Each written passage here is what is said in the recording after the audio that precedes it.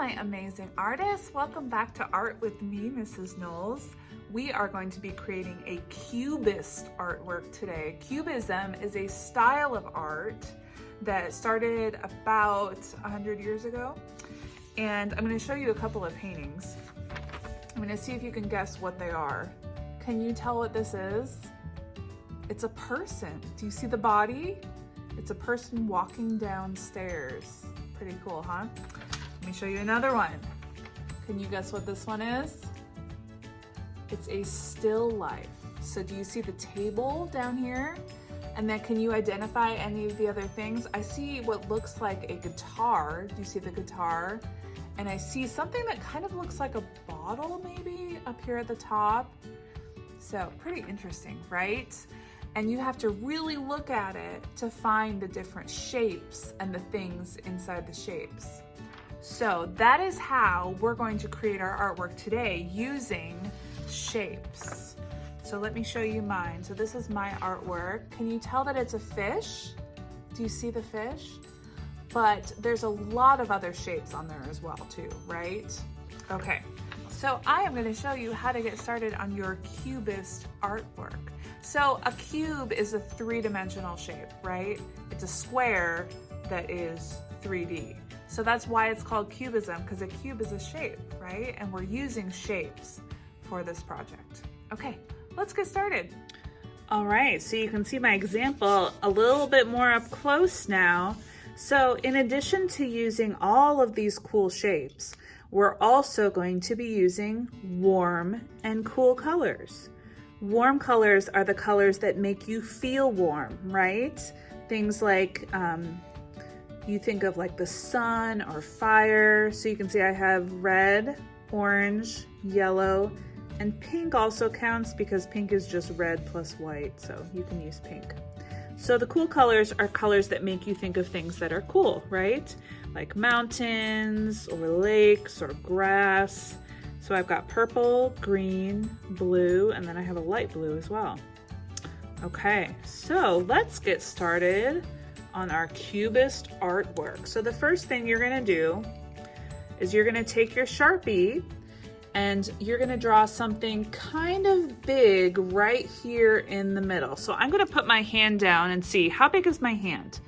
I wanna make something as big as my hand. So I think that I'm going to just make a really simple crayon. So crayon is kind of like a cylinder shape, right? So I'm drawing that cylinder, connect those two together. And then it has a little part right there. And then a crayon also has that point, right? All right. So there's my crayon, and if you wanted to, you could write words or whatever. I think I'm just gonna leave it more simple. Now I drew a crayon. Do you have to draw a crayon? No, you decide what you want to draw on yours, but make it nice and big and simple. Like I did a fish on my example, didn't I? So it can be whatever you want. Okay, so once you've drawn your thing, you're gonna take your ruler and we're gonna start making lines all over our paper. So we're gonna make some lines going vertical and we're gonna make some lines going horizontal. All right, so my first lines I'm gonna do from the top to the bottom, and they don't have to be completely straight. You can make them diagonal if you want to. I'm gonna do one diagonal. Cool, and you see I went right through my crayon. I'm gonna do another one a little bit diagonal, just like that. And I'm gonna do one more. I'll just do it vertical. Okay, now I'm gonna turn my paper and I'm gonna do lines going across the other way. And again, you can make them diagonal like that. I might do another diagonal one. You could just do horizontal. And I think I might do one more diagonal. Okay, wow, that's a lot of lines, huh? So on the top, going from the top to the bottom, I did 1, 2, 3 lines. And then on the side, I did 1, 2, 3, 4 lines. So how many did I do total? 1, 2, 3, 4, 5, 6, 7 lines. How cool. Okay.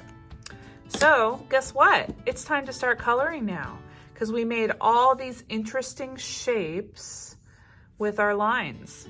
I am going to use markers for this, but you can use whatever you have handy. You could even paint it if you wanted to.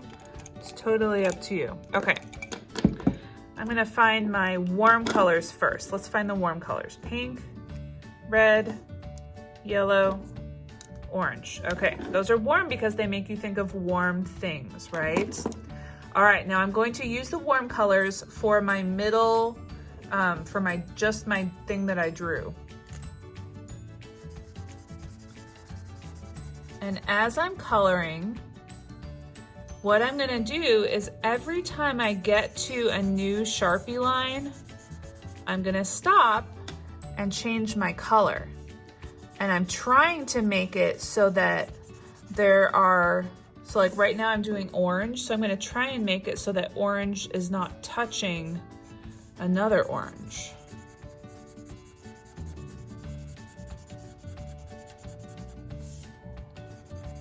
So what color do you think I should use next? I think I might use red next. This is going to be a very colorful crayon, isn't it? Okay, so I'm gonna change the color because I got to that Sharpie line, right? So now I'm gonna use some red.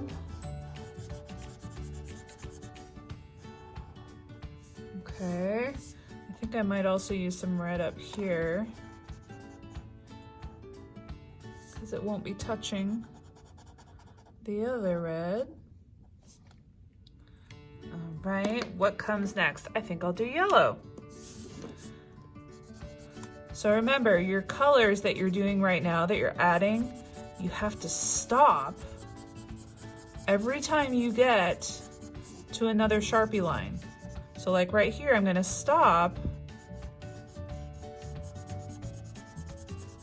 because I got to a Sharpie line.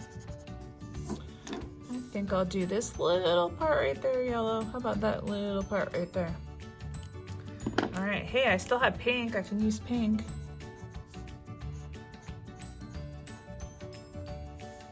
Okay, I think I'll use the pink over here.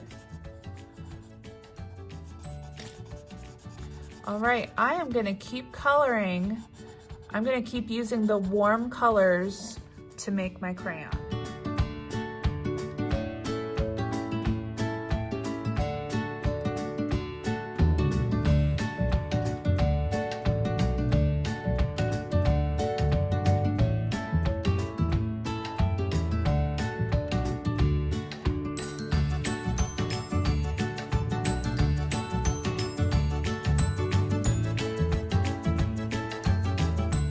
All right, so I have put away my warm colors because I'm ready to start my cool colors. So my cool colors are the ones that make you think of things that are cool, right? Like ice, snow, lakes, mountains. And we're gonna do the cool colors around the outside, okay? So you should have finished whatever the picture was that you drew, you colored that with your warm colors. And now we're gonna use the cool colors along the edges. All right, let's do it.